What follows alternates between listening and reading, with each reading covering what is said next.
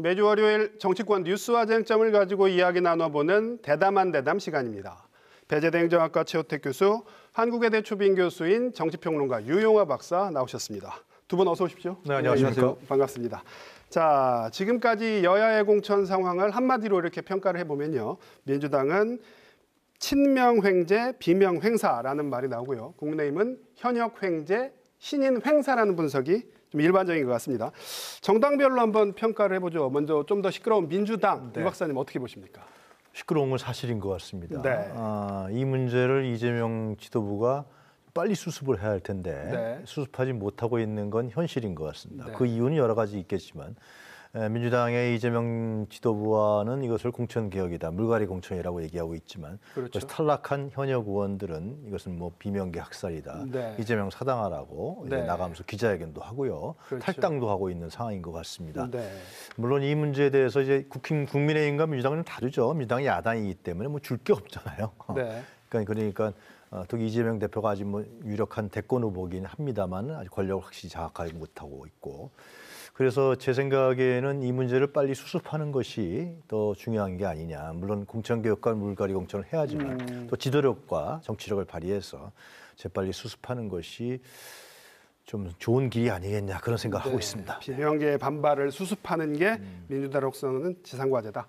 예, 민주당 공천 상황, 최 교수님 어떻게 보십니까? 글쎄요, 민주당 같은 경우는 전국적인 상황하고 네. 또 충청권 상황을 좀 구분해서 볼 네. 필요가 있을 것 같은데요. 뭐 전국적으로 보면 요즘에 또 뭐 이수진 의원이 여러 가지 태풍의 얘기를 눈으로 떠올랐어요. 예. 네, 말씀을 하고 계시는데 그게 이제 단적으로 지금 네. 민주당 상황을 나타나는 것이 아닌가 네. 그런 생각을 해보고요. 반면에 이제 뭐 국민의힘 같은 경우에는 아주 뭐 아직까지는 킬러 문항을 풀지를 않았기 때문에 네, 네. 뭐 서울 강남하고 또 이제 뭐 TK가 됐든 PK가 됐든 이 네. 지역들 문제를 풀지 않았기 때문에 큰 반란은 없지만 네, 네.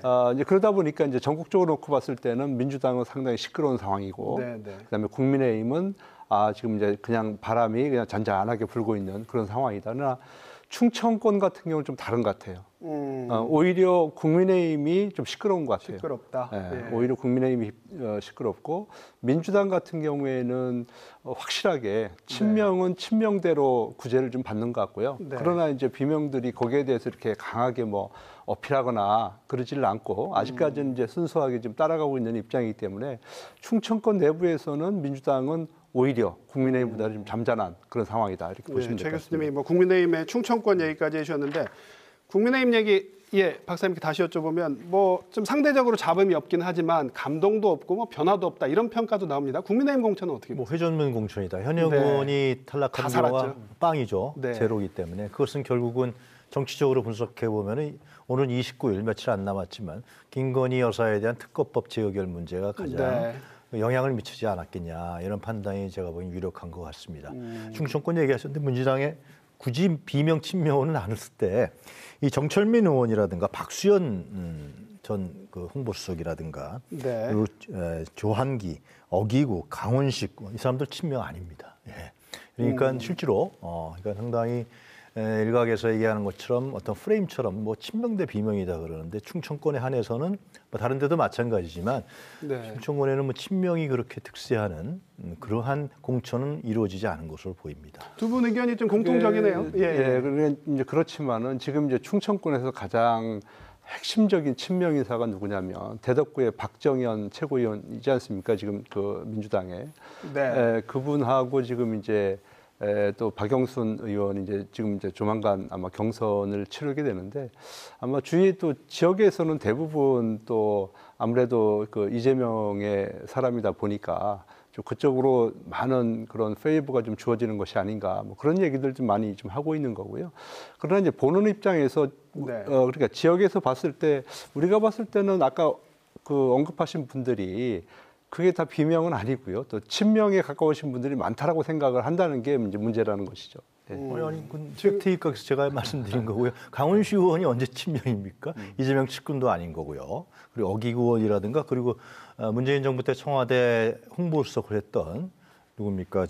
박수현 전 의원도 네, 친명이 네. 아니죠. 그러니까 네. 모든 것을 다 친명 대 비명으로 프레임으로 나누는 것은 그건 좀 제가 보기엔 그릇된 팩트를 갖고서 이러한 프레임을 만드는 것이 아니냐. 라는 생각이 듭니다. 네. 저희 지역 같은 경우에 교수님 뭐 지금까지 한 20개 선거구 가운데 한 8곳 정도가 확정이 됐습니다. 네. 뭐 지금까지 이렇게 공천 상황 보시면 아까 뭐 초반에 저희 전국적인 상황하고 충청권은 좀 반대로 간다 이렇게 말씀을 해주셨는데 그 부분 좀 더 좀 자세하게 얘기해 주신다면. 예, 그러니까 이제 예를 들자면은 지금 이제 국민의힘 같은 경우에는 지금 이제 문제가 되고 있는 것이 이제 아산갑 같은 경우가 좀 문제가 네, 네. 될 수 있는 거죠. 그러니까 현역인 또 이명수 의원이 지금 의원이 있는데 생환할 수 있을지 생환할 수 있을지 그 문제하고요. 그다음에 이제 예산홍성에 지금 홍문표 의원이 뭐 던지셨지 않았습니까? 예, 또 예. 그런 분도 있고 그래서 또 거기에다가 지금 이제 문제라고 할 수 있는 것이 뭐냐면 이제 대전 중구 같은 경우도 사실 이제 아마 좀 상당히 좀 시끄러울 이제 전망이에요. 왜냐하면은 네, 네. 그분은 현역은 아니지만 네. 어쨌든 대전 시당위원장도 했고 또 그 중구 당협위원장도 하지 않았습니까? 이은권 시당위원장 얘기하시는 거죠? 근데 그럼에도 국민의힘. 불구하고 이제 지금 이제 다시 그 접수를 받는다는 거 아니에요. 그 네, 얘기는 추가 공모. 결과적으로는 이제 어떤 뭐 전략 공천을 염두에 두고 하는 네, 네. 일이기 때문에 제가 이제 말씀을 좀 드리는 겁니다. 예. 오늘 최 교수님이 자꾸 앞서가셔가지고 제가 중구 얘기 좀 여쭤보려고 하는데 황운하 의원이 오늘 불출마 선언을 그렇습니다. 했거든요. 네. 그리고 지금 아까 성룡희 기자가 뭐 양당 모두 퍼즐이 빈 곳은 중구가 유일하다 이렇게 얘기했는데 중구가 그야말로 안개 속입니다. 예, 민주당도 그렇고 국민의힘도 그렇고 아직 후보가 확정이 안 됐거든요. 대전 중구가 대전의 원조 정치 1번지인데 뭐 지금 김준환 전 국정원 차장 민주당에서는 얘기 나오고요. 국민의힘에서는 뭐 최원기 국민인재 변호사, 뭐 전략공천 최명길 의원 얘기도 나옵니다. 중구 상황 어떻게 전개될 거라고? 그러니까 중구에서는 이제 황운하 의원이 불출마 선언을 했기 때문에 이제 어렵게 한 것 같아요. 네. 본인도 결심을 상당히 한 것 네. 같고요. 이제 민주당에서는 인재 영입을 아마 전략 공천으로 할 것이 예상됩니다. 네. 지금 말씀하신 뭐 김진환 네, 전 네. 국정원 국정원 차장. 네, 네. 네. 이제 그리고 그 이제 가능성이 높게 보신다? 예, 네, 아무래도 이건 인재 영입을 검토를 하겠죠. 네. 안규백 위원장도 인재 영입 문에 대해서 상당히 고민하고 있는 걸로 알려져 있습니다. 네. 근데 이제 국민의힘에서 과연 누구를 할 것이냐는데 결국 이제 전략 공천 대 전략 공천 대결이 이루어지는 네. 전략 공천이라는 건 당의 입장을 대변하는 거기 그렇죠. 때문에 상당히 당의 양당 간의 구도 대결이 될 것으로 보입니다. 네. 중구에서 국민의힘 후보는 좀 누가 유력하다고 보십니까? 그렇게 이제 추가 공모를 지금 하고 있는 상황이기 보셔야 때문에 되겠죠. 예. 아무래도 이제 중앙에서는 지금 현재 거론되고 있는 두 분은 아닌 것 같다는 생각이 좀 들고요. 그래서 네, 네. 누군가 좀 깊이 고민을 하고 있는데 문제는 네. 만약에 이제 여기에 지금 전략 공천을 하게 되면 네.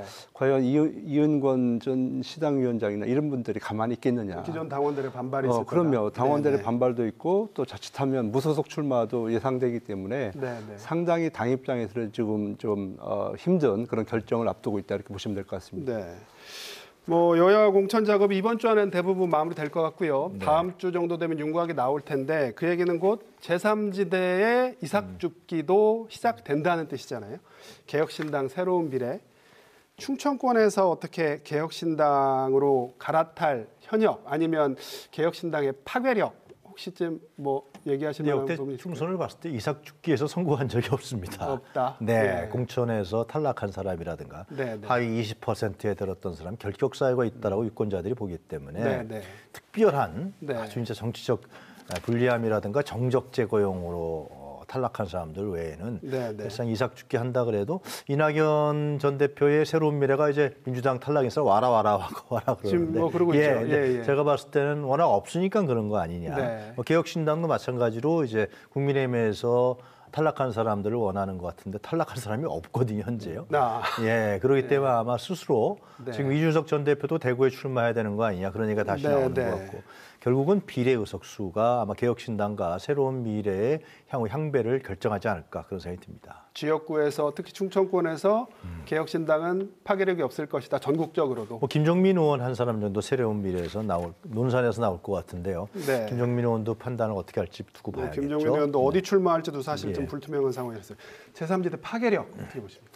충청권에서는 그렇게 저도 크지 않을 거라고 지금 보고 있는데요. 네. 다만 이제 지금 킬러 문항을 남겨놓고 있는 네, 서울 강남이라든지 아니면 좀 TK 지역 같은 경우에는 아마 현역들이 사실은 이제 이 물을 먹을 가능성이 저는 높다. 네, 네. 그렇게 됐을 때 그분들은 이번에 이제 만약에 출마를 안 하게 되면 사실은 잊혀지잖아요. 그러니까 정치인들이 잊혀지는 게 제일 힘들다는 거 아니겠습니까? 그래서 만약에 지금 이번에 또 이제 김종인 뭐죠? 그 공천관리위원장인가요? 이분이 다시 이제 복귀를 하셨기 때문에 그분이 또 여러 가지 수를 가지고 있는 분이잖아요. 그래서 아마 공천에서 탈락하신 분들이 그쪽으로 이동할 가능성은 좀 충분히 있고 또 사실은 이제 지금 국민의힘이나 민주당이 국민들로부터 지지를 받지 못하고 있기 때문에 사실은 이제 우리가 이제 정당 투표를 할 때는 제3정당을 사실 선택할 때 신중할 가능성이 있어요. 그렇게 됐을 때는